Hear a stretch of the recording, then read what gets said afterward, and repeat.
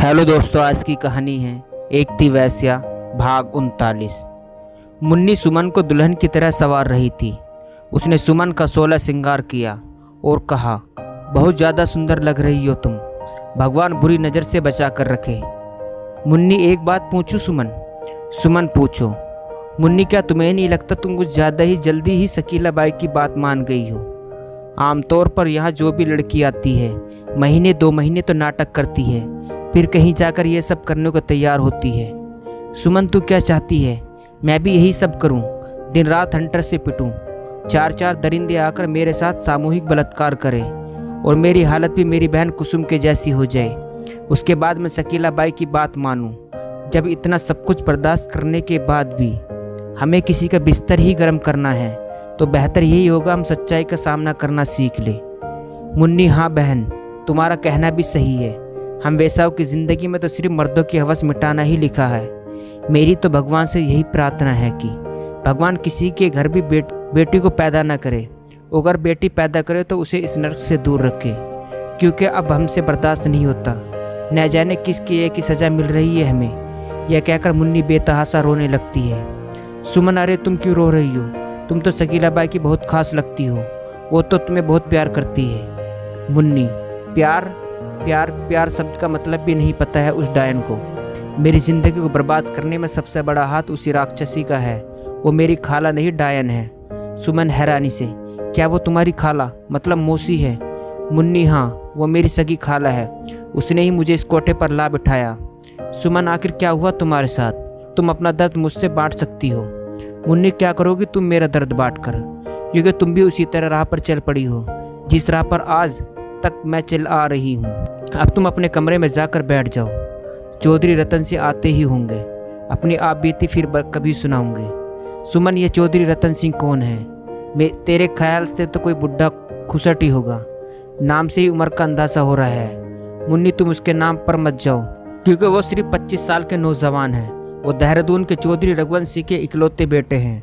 हाल ही में अमेरिका से पढ़ाई पूरी करके आए हैं। देखने में सलमान खान से भी ज़्यादा स्मार्ट है। उनका बस यही शौक़ है, उन्हें रोज़ाना एक नई लड़की चाहिए, भले ही फिर उसकी कीमत कुछ भी हो। इस बात से उन्हें कोई फ़र्क नहीं पड़ता और शकीला बाई उसकी इस कमज़ोरी का पूरा फ़ायदा उठाती है। अब तुम यह बात देख लो, शकीला बाई ने तुम्हें 2.5 लाख रुपए में बेचा है, लेकिन शकीला बाई एक रात में ही तुम्हारी कीमत चौधरी साहब से वसूल कर लेगी। यह तो वो ही बात हुई, आम के आम गुठलियों के दाम। तभी शकीला बाई वहाँ आती है और सुमन की नज़र का टीका लगाती है। सुमन, यह क्या कर रही हैं आप? नज़र का टीका क्यों लगा रही हैं?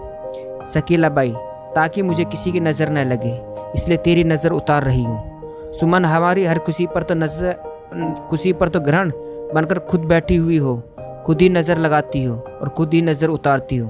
अच्छा ड्रामा कर लेती हो। शकीला बाई, यह कोई ड्रामा नहीं है। जो लड़की मेरी बात मान जाती है उसके साथ मुझे खासी हमदर्दी हो जाती है। अच्छा, अपना मूड खराब मत करो, चौधरी साहब आते ही होंगे, तुम अपने कमरे में जाकर बैठ जाओ। सुमन, हाँ, आ गई ना अपनी असल बात पर। यह हमदर्दी, यह नज़र का टीका सब बिल्कुल वैसे ही लग रहा है जैसे बकरी के बलि चढ़ाने से पहले किस जाते हैं। शकीला बाई, अब तुम जो भी समझो यह तुम्हारी मर्जी, बस मुझे तो अपने पैसों से मतलब है। सुमन, ठीक है, तुम्हें तुम्हारा पैसा मिल जाएगा, लेकिन बेफजूल की हमदर्दी जताने का मेरे साथ कोई ड्रामा न करे। यह कहकर सुमन वहाँ से चली जाती है। शिवम अपने रूम में बैठा शिल्पा के बारे में सोच रहा था। उसकी नज़रों में शिल्पा का चेहरा घूम रहा था। वो किसी भी कीमत पर उसे हासिल करना चाहता था, लेकिन वो यह सोचकर अपने कदम पीछे हटा रहा था, क्योंकि शिल्पा सुमित की बड़ी बहन थी और सुमित शिवम का जिगरी दोस्त था। लेकिन वह चाहकर भी शिल्पा को भूल नहीं पा रहा था। शिल्पा के प्रति शिवम के लगन देखकर आप लोग यह मत समझना कि उसे शिल्पा से प्यार हो गया है।